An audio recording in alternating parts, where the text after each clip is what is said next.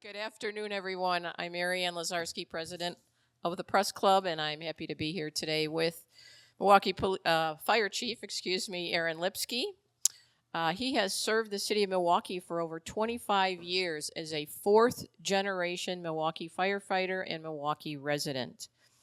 This past August, he was named the 2024 Fire Chief of the Year by the International Association of Fire Chiefs Great Lakes Division.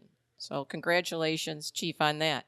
Before we get started with the Chief, I want to thank our event sponsors. Our presenting sponsor is Spectrum News 1. Our supporting sponsor is We Energies. I would also like to thank our event partner, WizPolitics.com. WizPolitics.com partners with the Press Club for this luncheon as part of its ongoing event series in Milwaukee, sponsored by UW Milwaukee, Wisconsin Academy of Global Education and Training, 1125 at Pabst, Medical College of Wisconsin, Commercial Association of Realtors, and Spectrum. Now I'd like to welcome our media panel. Eric Bilstad from News Radio 620 WTMJ, the far right there. David Clary, Milwaukee Journal Sentinel, and Tanette Ely from Milwaukee Neighborhood News Service. So now, please welcome Chief Lipski.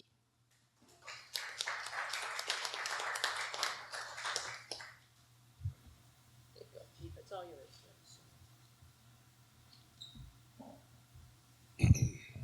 yours. Thank you for having me.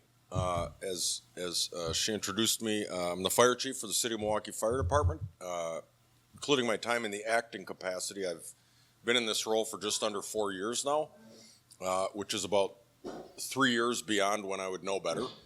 And it so far so good, I think. I've been doing this for a long time in the fire service, all in the City of Milwaukee, and we've come to really adapt to one reality, and that is that it is just going to keep changing. Now, about 15 years ago, I would have kicked myself for saying something like that, but it's a matter of time and perspective. If we are not, my grandfather taught me this. He retired as a deputy chief. He said, you have to adapt to the reality that you're in and plan for that instead of wishes and hopes. And wishes and hopes are good, but doesn't really keep us alive, and it doesn't help us rescue civilians. We have to actually base our decision-making upon facts, both in the fire setting and the emergency medical services setting. I've really tried to embrace the community end of this, which might seem a little bit outside of what we are understood to do. I think certainly in the realm of the media, we certainly see a huge presence when we have large fires or some other form of calamity is unfolded. We see the media at that, and I don't say that with any shade at all. I just say that's what draws the human mind. It's visually interesting. It makes people want to see more. In an odd way, but we have a lot of work to do, especially in the city of Milwaukee here, with not just the community but all of the communities. We're still the number one or number two most segregated city in the United States, depending on what resource you refer to. That makes our job uniquely difficult as compared to other fire departments. Or we can spin it and we can take advantage of it. It's probably just about the only silver lining that exists for that horrible metric. And we can say, we know where to go to meet all the different communities. So there's a unique advantage to be had in that, and it has helped us with recruiting. It has helped us with outreach to given races or ethnicities or religious groups even. Pick your demographic in the city of Milwaukee, you know where to go. If I had a map on the wall, I could take a magic marker and I could draw lines around the different neighborhoods and everybody would know who lives there. I am not selling this to anybody as an ideal. I'm describing our situation and I'm attempting to leverage it for good. And it has helped us with our recruiting. It has helped us with our outreach. People have to believe. And we can have this thing between like the media and the government, like one's always trying to catch the other and the other one's always trying to like wiggle out of getting caught by the other, right? That can be our relationship at times. Or we can do the thing we all profess to do, and we can just seek the truth. We can find what's the truth, good, bad, or indifferent, and let's try to improve those areas that need to be improved. That's what we're trying to do on this fire department right now. I feel like I have the support of the mayor, I have the support of the Common Council, most definitely the Fire and Police Commission, to try some different things, to try some new things, and I promise you some of those things will fail, or they will just end up drifting away because they're not producing, but some of them are going to succeed. And to that end, I guess I beg you for your support in highlighting those things, because my folks are working their tails off right now, and I'm proud to be, I think by some trick of fate and probably a few clerical errors, in charge of those folks, and so here I am. I think I had about 5 minutes. If you don't cut me off, I'm just going to keep going. Thank you.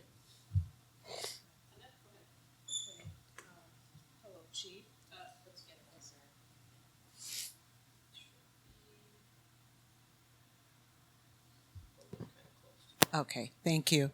Hello, Chief. Tanette Ely from the Milwaukee Neighborhood News Service. You hit on a number of themes in your opening statement. You talked about, embracing community, basing decisions on facts, and you referenced the hyper-segregation.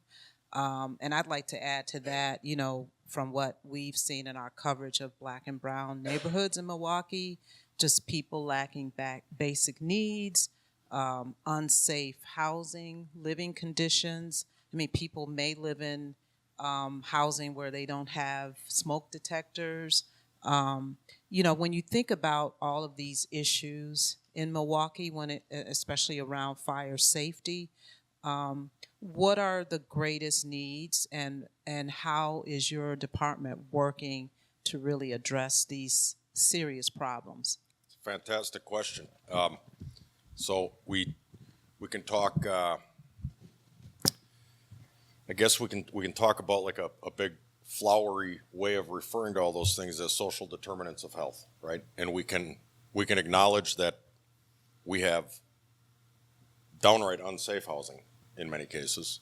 We've got a slumlord issue that has yet to be resolved.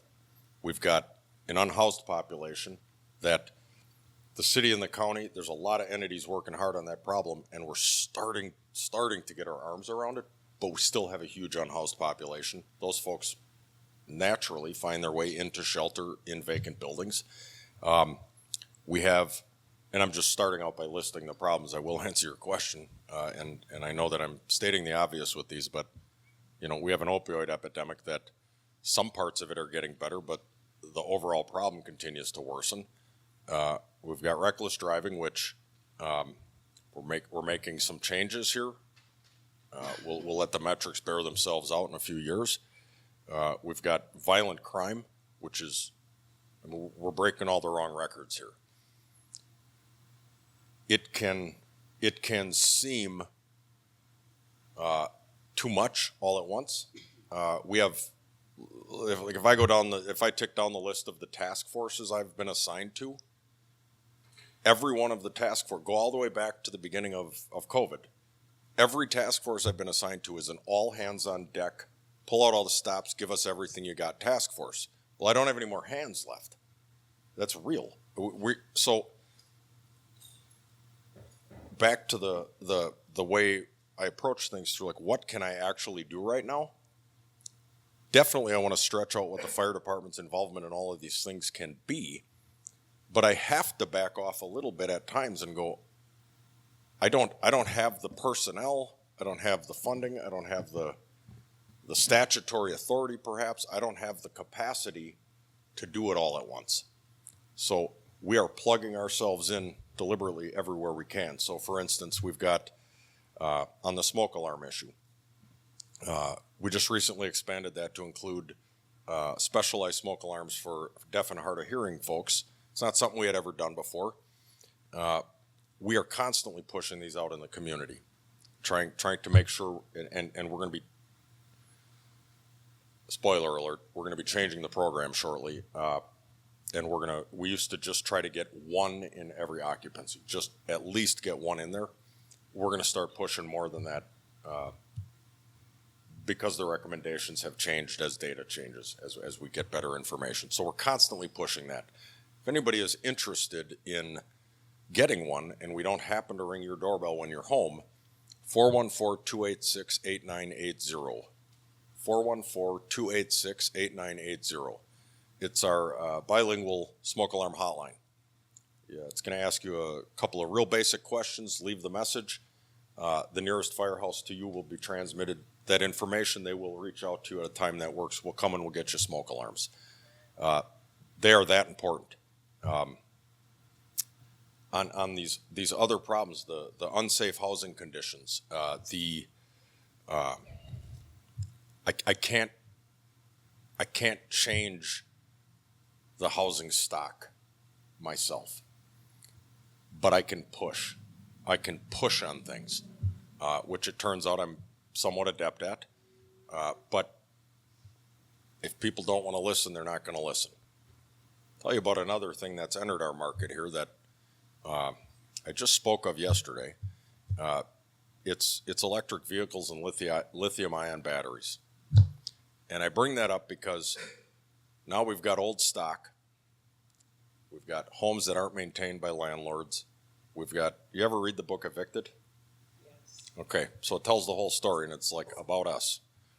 And it talks about the relationship between the renter and the landlord, and that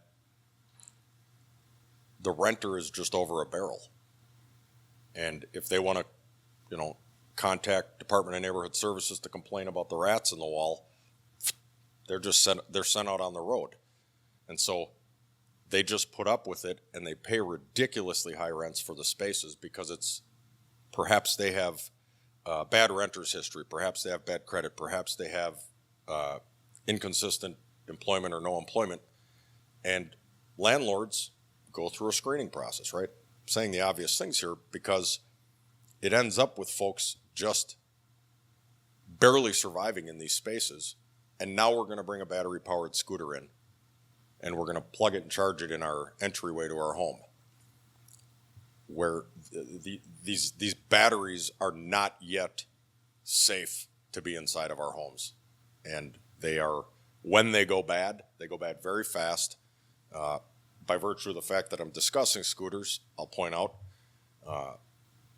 if I live in a 5th floor of an apartment building, say, and I have a scooter because I like to get around faster. I get the concept of it, but now I drag this up the stairs and I take it into my apartment. I'm probably not wheeling it all the way through my living room, down the hall, and into my bedroom, right? Where am I putting it? I'm putting it as close to the door into the apartment as I can. Well, when this thing starts, it goes so fast that if you're in the space with it, when it starts, you might not be able to get out of the area. It's about a 7 to 11 second flash over time. And this isn't every battery every time, but it is happening with enough regularity. The market hasn't yet been regulated to any satisfying degree. So we pile all this stuff together, it can seem overwhelming. It is overwhelming. I have to bite off what I can bite off. I'm on the Reckless Driving Task Force. I'm on a whole bunch I'm the chair of Drug-Free MKE. Or RISE Drug-Free MKE. I'm in all these different things, and it can all feel very, very like we're just sitting around polishing each other's shoes in these meetings sometimes, right? Because everybody arrives with very heady ideas. And I'm as guilty of that as anybody, right? Like, you got to start with like an ideal. I think what this region is not excellent at sometimes is piecing together like actual tangible, measurable tasks that we can accomplish today. And on the other end of that spectrum, this region is also famous for many people sitting on their hands, waiting for someone else to take an action, and then we throw things at that person because it's not fast enough. The numbers aren't good enough. It was a nice try, but and that's, we just eat each other alive in that way. We're famous for that here. It's very defeating. It's very defeating and counterproductive. So we are deeply engaged. I have our best and brightest on the fire department plugged in, finding out where can we support. We have community paramedicine. All right, so it's mobile integrated health. What we do with this program, and we started with our highest utilizers of 911, people who would request 911 in some cases hundreds and hundreds of times a year. And this was, we had a pretty good batch of these when we started out. Well, that's chewing up time and resources, pulling emergency resources away from other things that could actually be emergencies. And every once in a while, these callers had a legit emergency, but many times they wanted us to take them in an ambulance to an emergency room, which is the only legal spot we can take them, so that they could get their albuterol inhaler replaced. Now, there's a number of things about that could not be any less efficient than what I just described. You couldn't make it more expensive to just go replace a prescription. So what this program does is, because we have very unique connectivity between our own EMS system, our own reporting, the healthcare system, and the insurance industry, we can find people. We know who they are. We know where we got them last. We can track them. Their own doctors can't find them. This is real.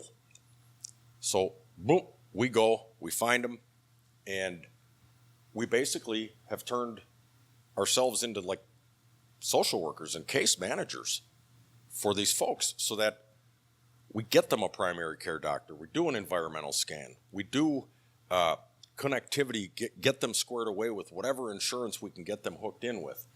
We teach them how to manage getting to and from a pharmacy and a whole host of other things. And we follow this person for a series of a predetermined number of visits. And we've, in that, what is still a very tiny population of our callers, we have reduced their reliance upon 911, which is, selfishly, that's good for us because I don't need to burn diesel fuel going over, lights and sirens for someone's albuterol inhaler.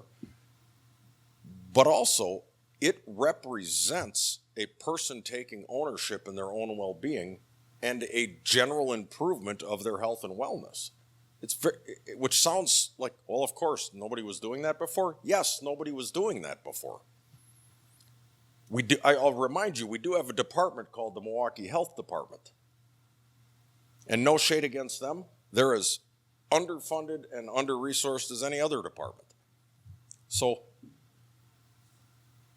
I think the reason we get asked, what can we do, what are we doing, or can you help with this, is because we are just used to, as firefighters and EMTs and paramedics, we are used to making decisions with junk information under time constraints. So that's what we do. When we pull up, we have a house on fire, we don't know, is there an oxygen cylinder in the bedroom that's going to explode when we crawl in there? Did someone cut holes in the floor so we fall through to the basement? Was there a partition wall or a bearing wall that had been cut out so that they could connect the two spaces to make more money, except now the wall falls on our... We don't know all these things. We still have to take an action. So what we find ourselves doing is drinking in as much information as rapidly as possible and running it through a very, very rapid Plinko board of decision making to come up with the best of the available options. And if we make the wrong move, we all know this. If we make the wrong move, we know that's going to be dissected, and that 2.7 seconds will be stretched out into many months of coverage. We know that. Did I make that point clearly enough? Okay. So Uh-oh. Is that the shepherd's hook? I appreciate it. I should have warned everybody that I will just keep talking. Did I, before we move on, have I glanced off your question adequately at all? Oh, absolutely. And thank you for all you do. I know it's not an easy role, but I appreciate thank you. that. And please just jump in and cut me off if I'm off track. No shade, no. All right. Hey, Chief. Something you mentioned there that I wanted to ask you about was the funding. Obviously, budget season is, I think, coming up literally next week. What does the fire department want to see from the budget this year? What are some of the top priorities you want to see funded? Thank you. So we have begun the very early talks of what that budget will look like. And in our system, the mayor proposes the budget, and the common council then can amend it or pass it as written, and then it can go through a veto and a counter veto process. So we're at the stage where I kind of have an idea about what's going to be proposed. With respect to the mayor and his authority to announce this budget, I will tell you that it's no secret with Act 12 that we must have a maintenance of effort, meaning I have to stay at least where I am or add some FTEs back. And what I would hope to add back would be at least one more fire engine, which would let me open one of the shuttered fire stations. I don't think I've made any secret about that. That would be on 8th and Hayes, engine 31. We almost killed a firefighter across the street, and a civilian did die in that fire. And it's a very busy area, even if you take that horrible incident out of it. And I'd like to add another paramedic unit. We do a ton of emergency medical services work, and so I feel like that would be those would be great ads. I'd shorten response times in that engine company area. I get another paramedic unit in the system, which would bring us to 14. Cities our size, we're so far behind on the number of paramedic units we should have, but we need both components. Our fire engines and our ladder trucks, we do the first out work for all the EMS because we're spread more geographically. But those are all hazards companies. They're going to handle all the EMS. They're going to handle the fuel spill at the gas station. They're going to handle the house fire. They're going to handle the kid hit by the car. They're going to all the stuff. So I need more of those utility players, but I have to also keep bulking up that paramedic staff. So that's what I'm hoping for. What are your future aspirations? Is it to remain the fire chief in the city of Milwaukee? Is it to be a chief elsewhere? Is it to look for higher office, whether politically or elsewhere? Or what are we thinking? So Edward Croker, who was the FDNY chief many, many years ago, like way, way long time ago, he has this famous quote that we all know in the fire service, and it's, "I have no aspirations other than to be a firefighter." And that's largely true to this day. The fact that I'm in this position, and you might think I'm making some sort of corny joke here, it's like a trick of timing and luck and just circumstance. Never thought in a million years I'd be in this spot. I'm happy to be here. I believe I'm doing good work. I believe I'm the person for the job, all those things. Political offices never really seemed like something I'd be interested in. So no is the answer to that. I really don't have any aspirations there. I never in my career, so I'm fourth generation. My great-grandfather, my grandfather, and my father, my older brother, a bunch of uncles, have all been on the Milwaukee Fire Department. So that's home. I never thought about maybe I could go get a job somewhere else. And a lot of fire chiefs do that. They just hop around, and it wasn't really my frame of thought. However, you do start to get phone calls. I think people are aware, I'm retirement eligible right now. And I think I'm enough of a loudmouth that people notice me. So I think, don't put that on the air, by the way. It's like an honest moment I shared with you there. But no, I think people go hey, maybe, would you think of coming over here or over there? I would have to tell you, it would have to be a package that arrived with so much unrealistic stuff, like the right numbers. It have to be the right location? Do I get the house? Do I get the car? Do I get the airplane? Like all the things. So I've just boxed myself out of this ever actually happening. But it would really have to be something stunning. I don't know what happens next. My wife's an MPS teacher, and she can't retire for a little while more. And I've received strict instructions that I can't either then. So I have to do my best to keep this job for a while. Well, since we're making it personal, what are you proud of and what keeps you up at night?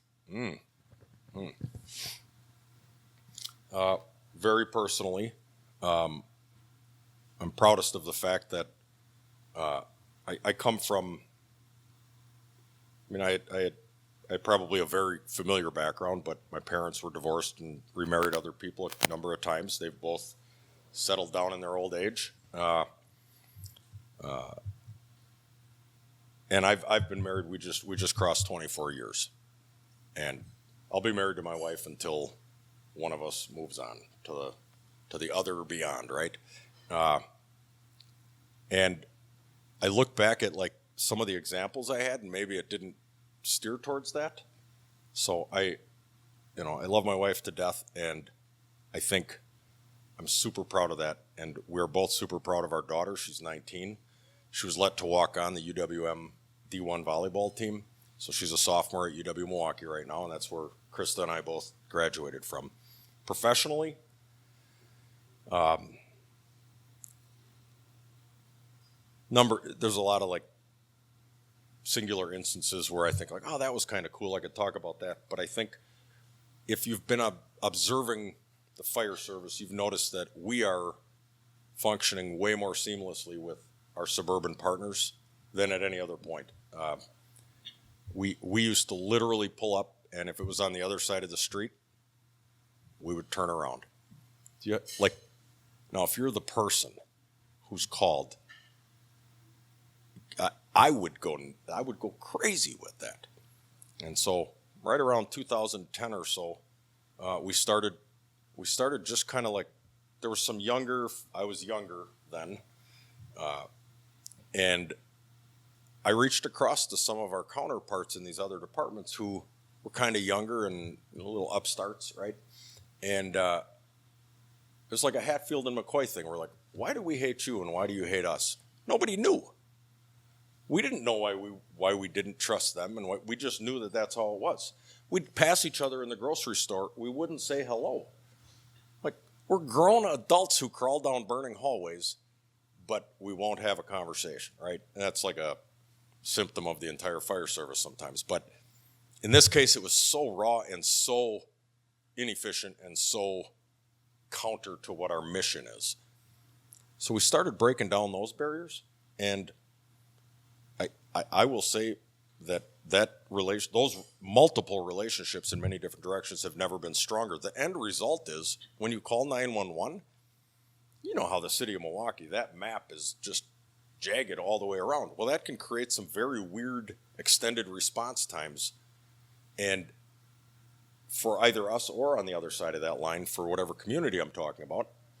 And in this case, we have narrowed it all down to the response is going to be dictated by what's the closest, most appropriate resource to send, regardless of the label on the side of the fire truck. And I would say professionally, that's one of the biggest things we've come through. And I was a part of it. I wasn't the person who did it, but I was very involved.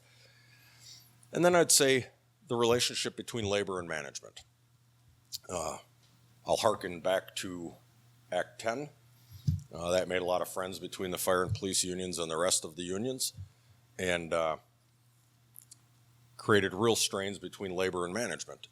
And I was a part of that from both sides.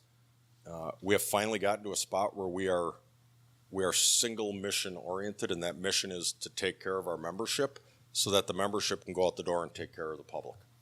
And we can still argue about the how and the tactics of that, but we're finally on the same mission. I'm proud of that too. What keeps me up at night? A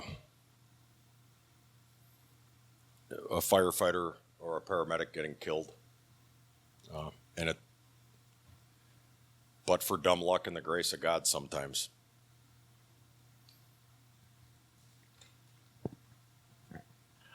When I asked you about the budget, you brought up Act 12 and the staffing requirements there. I wanted to ask you about the recruitment side of that. I know it's been a struggle, especially on the police side, but from what I understand, it's gone a bit better on the fire side. But can you speak to just how recruitment, kind of the state of things today and kind of the challenges that are in place there? Sure.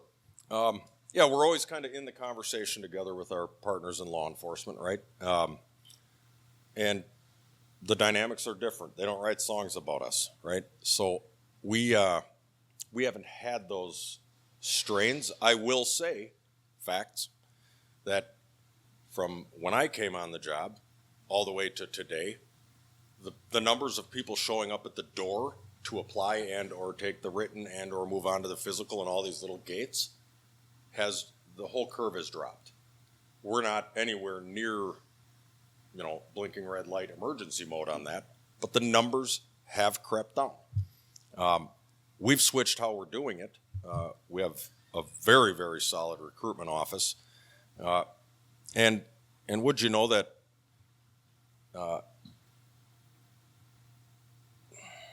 so it used to be this fun little game that would happen when we'd go to City Hall. Not fun at all, that was sarcasm. Where we'd sit at the table and they would just lob hand grenades across the table at us about what our demographics are. Okay? Because we were, I don't know if we still are, but we're making pretty good gains, but the least diverse of all city departments, right? And we're panned for this nationwide. Now, again, I'm sort of a chain of command person, right? So if you're going to hold me responsible for the thing, then I should have some authority to change the thing. Does that make sense? No? I should just be beat up for it? No, of course it makes sense. It's a rhetorical question. But when I became the chief, I had some very, very, these can be awkward conversations where I'm like, I get it. I know you're mad, and I know that this is obviously the source of all of your ire. I get that now. I'm in Milwaukee, I'm in Wisconsin, I'm in America. I understand how this goes now. However, if you would like for me to change it, I have to have some authority in this process. Well, that hasn't happened. So we literally, in our recruiting department, have reverse engineered ways to get into all these different communities, younger ages too. You got to recruit younger now. And we've started to show gains on that. But it's not all us. At the same time, has anybody ever had any really good stories they've done about our Fire and Police Commission? Right, where you're in the room and you think fist fights are going to break out? Well, that's the old Fire and Police Commission. I have never in my career worked with a more coherent, professional, forward-leaning, collaborative Fire and Police Commission. So their recruiting section and our recruiting section, and I'd say probably the same for police, we're firing on all cylinders right now. So the recruiting is, it's going pretty good for us. And we've shortened the test times. We used to 6, 7, 8, 9 years in some cases between tests. And for the intermediate 7 or 8 years, we're getting clubbed over the heads about, well, what's the demographic makeup of the class? Maybe I'm making more out of it than it deserves. Does anybody understand how ridiculous that question is to ask somebody who didn't give the test that made the list 7 years ago to then ask, always with that diminutive edge, well, how come that list is that way? I get the frustration that causes the question, but if we're that concerned about it, let's at least find out how it happened instead of just picking a target. So that's what we've tried to do is let's focus this where it can actually change, and we've started to show some changes as a result. I feel a little bit better about that.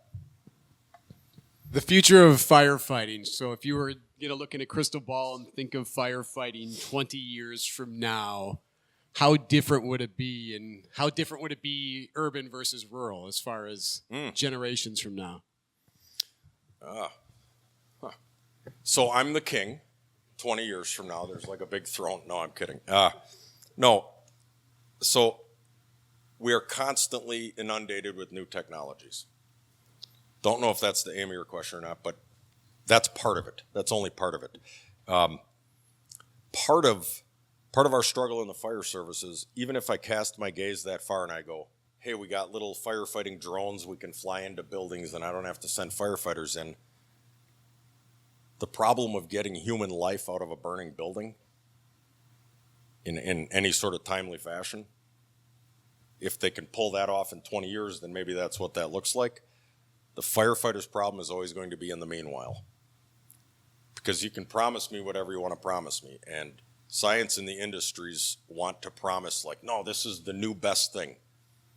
And it fails in the fire environment over and over and over again, which makes us not early adopters, and then we get called resistant and we don't like change. I would posit it isn't that we don't like change. We like ill-conceived, poorly supported change. We dislike ill-conceived, poorly supported change. But then there's the joke about firefighters that, what are the two things firefighters hate? Change and the way things are, right? So that's like a real thing. Like there's like I'm all over the map here. We are as complex of beasts as the rest of us. Staying on the theme of looking ahead, how do you see AI impacting firefighting, and how can it be a benefit, and what are the concerns? Perfect. So it's already impacting firefighting. We're using it in modeling for response times. We're using it in, to a slightly lesser degree, during the run-up to the RNC. The fire department conducted what very, very closely mimics a military civil assessment. And what this is each and every structure and location in what we came to know as like the inner perimeter or hard zone, the outer perimeter or soft zone, and then the rest of the city. Mostly those two perimeters, every facility, every building, every structure we evaluated that every which way.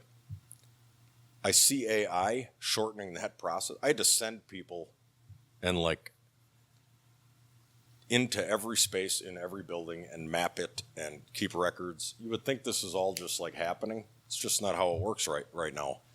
I think AI is going to have the ability to pull multiple systems together. How do I say this? So we have an EMS reporting system. We have a fire reporting system for when we go on fires. Department of Neighborhood Services has whatever systems they use for inspections.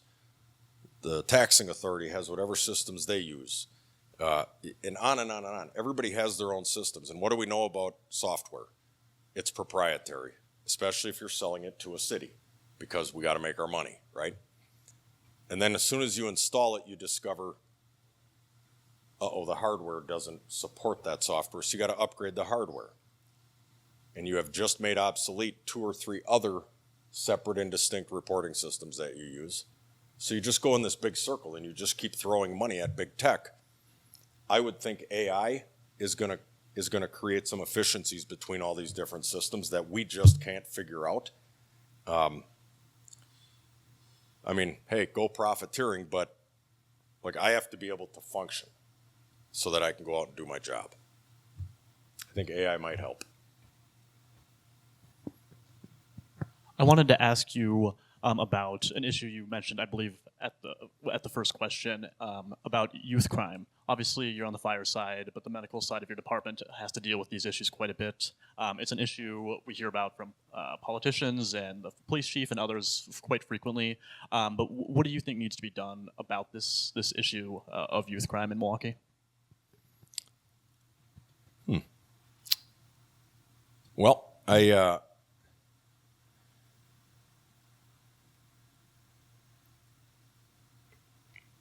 think there's been a push to de-emphasize personal responsibility and accountability. And I don't think that's working. I mean, do you think it's working? It doesn't seem like it's working to me. And I don't know where that comes from. If I did, maybe I could go talk to that person, but it sure seems like a lot of people are on that kick right now. Like, there's always a reason that excuses the behavior. Over and over and over again, we see this. I don't know that that's helpful, and I don't know that that actually helps. Let's take an offender. I don't know that it helps an offender grow, somebody who committed the crime. I don't know that that helps them grow to continually feed a belief system that says, you know, well, no, we understand. We got it. Because there are swaths of destruction left in the wake of these behaviors and these acts. And it's like they're all overlapping now, and it just seems year over year like it's just a new combination of worse. So I would say, you know, if what you're hearing me say is like we need to like drop the hammer and over police, that's not what I'm saying. What I am saying, an entire system can't succeed if we constantly provide an escape route. People at some point are going to need to be held to a standard. Now, to one of your earlier questions, we've got housing issues, education issues, we've got poverty issues, we've got food supply issues, we've got racism issues, we've got structural disinvestment issues. All these things are real. I don't know what the direct connection between that is and allowing somebody to kill other people. And it's happening every day in our city. And I know nobody's giving them a certificate, now you can go out and kill people, but it just feels like there's always like a little quippy answer to how come it happened. And the person who actually did the thing has an escape clause, and I just don't think it's helping. For better or worse. Does youth crime affect your department? Yeah. Oh yeah. How? Yeah. We're kneeling over the dead kids. We're working on mom and dad on the living room floor as the kids are wailing 4 steps behind us. It's pervasive. And I'll give you, it's not the entire reason, but it is certainly contributing. In the past 3 years, we have lost more mid-career firefighters and paramedics who have just gone, I'm done, in the past 3 years than we have in the preceding 20 years.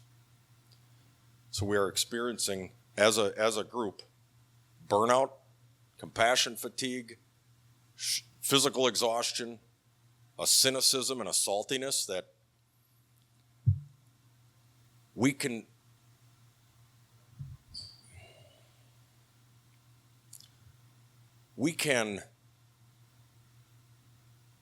societally, or groups of society, we can act as if we are more righteous than other groups. All of us have that affliction. Not trying to like poke at anybody here. We can all act like we have the upper hand and we can bestow that knowledge onto the others, right? We act like that in society right now. And the fact is, I could take any human being and plug them into the circumstance that my firefighters and paramedics are in. Give me 24 hours. Your needs assessment at the beginning and your post-assessment at the end are going to be very different. You cannot expose the human brain and the psyche to this trauma over and over and over and over and over again. It's on par with wartime medics, which I always hesitate to make the comparison because I have a tremendous amount of respect for our military, but those folks go on a deployment for 6 or 9 months and then they come home. Our folks, you're here. You're here. And you get to go home for 24 hours and now you're back in the streets. It never goes away.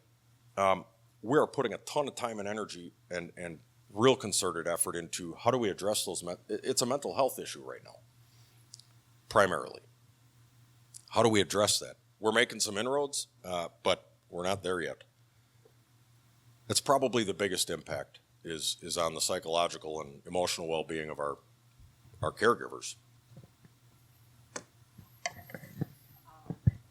Changing it up a little bit, I know the Milwaukee Fire Department has placed heavy emphasis on supporting efforts to stem the drug tide the tide of drug overdoses and overdose deaths in Milwaukee. And unfortunately, fentanyl and other drugs continue to wreak havoc on our city. Have you seen progress in dealing with this epidemic, and what more do you think needs to be done? Short answer is in some areas we have seen progress, tiny little glimmers of hope. For the fire department's part of it, we're not the only player in the game, but we have the Milwaukee Overdose Response Initiative. It's an offshoot of the community paramedicine program I described before. And what this is a linkage between us resuscitating someone with Narcan on a 911 call. It's a linkage between that and getting them to medically assisted treatment, therapy, definitive care for their problem.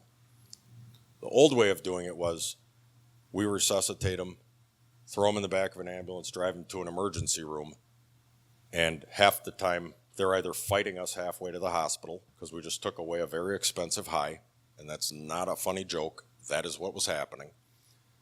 And then we get to the emergency room, and the emergency room is like, what do you want for us to do? They don't have there's no through line on the care there. So the person walks out the door, and we've just spent a whole bunch of time and energy, and we're right back exactly where we started. Maury provides that connectivity and that handoff to the right spot, right? And much remains to be done, but that has started in concert with absolutely flooding the public way with Narcan that anybody can get. That has had the following results. So first off, year over year, overdoses continue to climb, and they have in the most recent data sets as well. In this most recent unit of time, fatal overdoses have plateaued / dropped.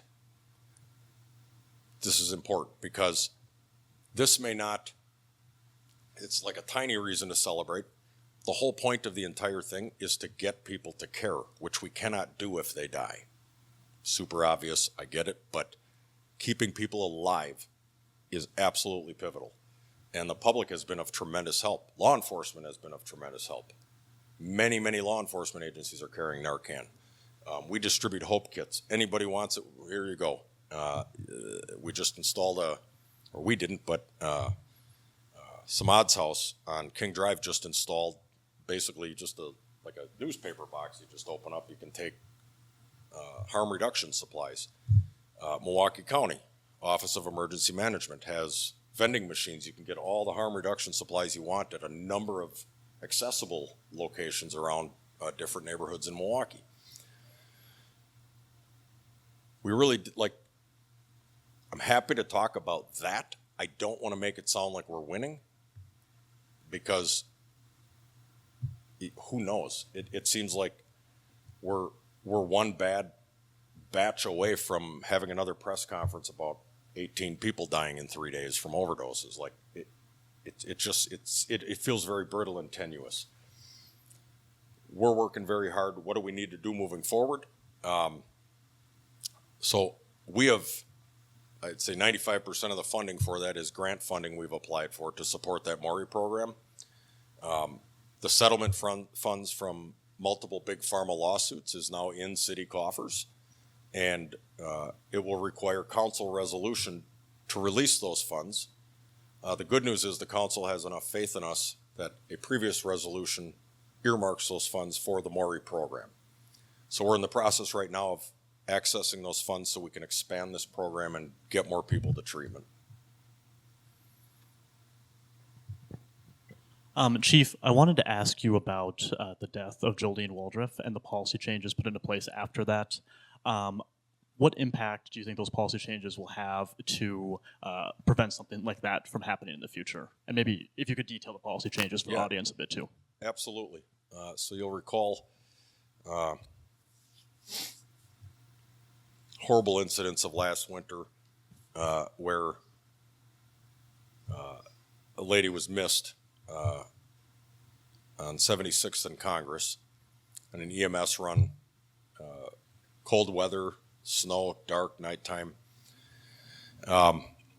We tore that apart every which way. And so the fire department with the private ambulance companies, our medical oversight folks, we started working the problem as soon as like, I mean, it demanded something. It demanded a change. So the changes include in severe weather circumstances, either extreme hot or extreme cold, we have on the continuum of our EMS responses, and not making a joke, it can go from I stubbed my toe all the way to my husband just fell over, he's not breathing and doesn't have a pulse, like the two extremes, right? On this end, the stubbed toe, we go through an algorithm, our dispatchers do, called Emergency Medical Dispatch, EMD. And that is very tightly controlled by like lived experience and known probabilities of morbidity and mortality. And so on the very low end, if you say you stubbed your toe, we can build a gap of extra response time in on that. That's totally acceptable. The guy with the stubbed toe may not agree, but we have to portion our resources out so that when the heart attack happens, we do have somebody that can respond. However, and we had, for lack of a better way of putting it, we just had never conceived of the fact that whatever the complaint is, if a person is outside, and I don't remember what the exact temperature was on this instance, but let's just say someone's outside and it's 14 below with the wind chill, that is the health issue. That is look, even if it is just the stubbed toe, that is the issue. So we have determined on these extremes, instead of having that potential gap built in, even on a very, very low morbidity, mortality call, we're sending right away, and we're going as if it is the more catastrophic, serious emergency, because the weather could have that impact. That's part one. Part two, we have enhanced the responsibilities for those first responders, not just for the extreme weather, but for anything that would inhibit their visibility. Fog, darkness at night, shrubbery, bushes, whatever, that we have to actually get around and look at all these spaces.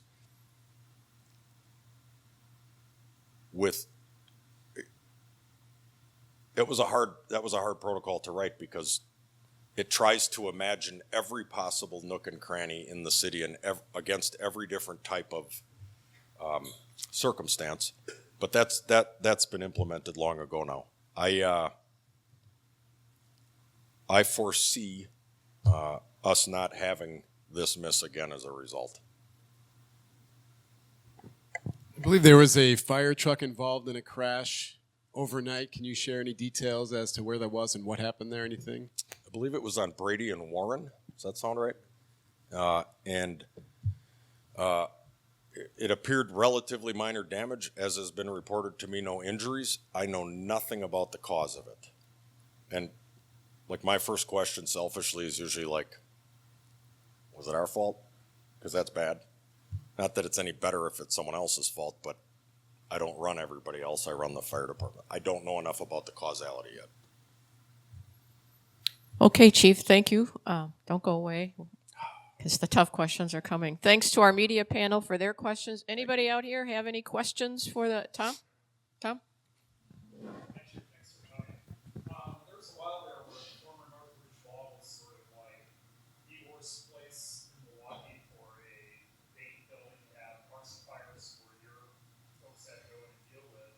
Now that the city has that under control, secured, and ready to tear it down, is there now another building that's like the number one crap building for arson fires in Milwaukee? It's a great, And where is it? great question. So before Northridge, you may recall, or maybe you don't, the Solvay Coke plant on East Greenfield. All right? That's exactly right. That was my first foray into, you got to be kidding me. How many times do we have to go to this place that's on fire? At tremendous risk to our firefighters, huge draw on resources. That was my first foray. I think Cale Decker was an assistant city attorney, and he was spearheading that charge. There's a number of other ones.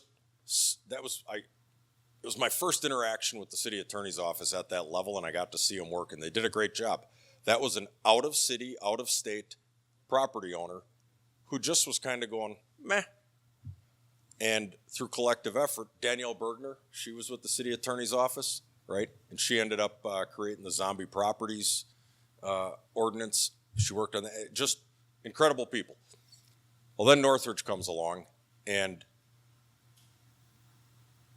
I gave a press conference at Northridge one time, and several times, but one of them, I was angry beyond angry. It was like 7:30 or 8:30 at night. I think it was a Friday, maybe a Saturday, maybe a Friday. I just described my wife I've been married to for 24 years, right? I'm sitting on the couch with my wife, watching Tiger King or whatever. And is that what that was called? Yes. At the right show? And we're just like, our brains are turned off, we're doing nothing, and my phone buzzes, and I look, and it's the Northridge address. And I'm like, you got to be kidding me. So I turn my radio on,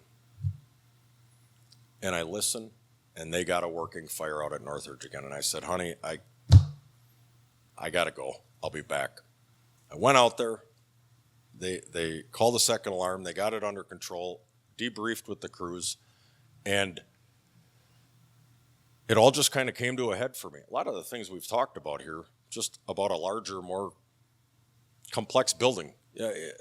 We all know the malls from the parts you walk around, and there's a lot of like Phantom of the Opera spots in the basements and the back rooms and these little passageways. That's horrible for firefighting, especially when you lose your vision from smoke. And it was just, you don't know sometimes. I try to be pretty accessible to the media. You just don't know how it's going to play sometimes. And I just let them have it. I said, I can't believe in 2024 this is acceptable. So I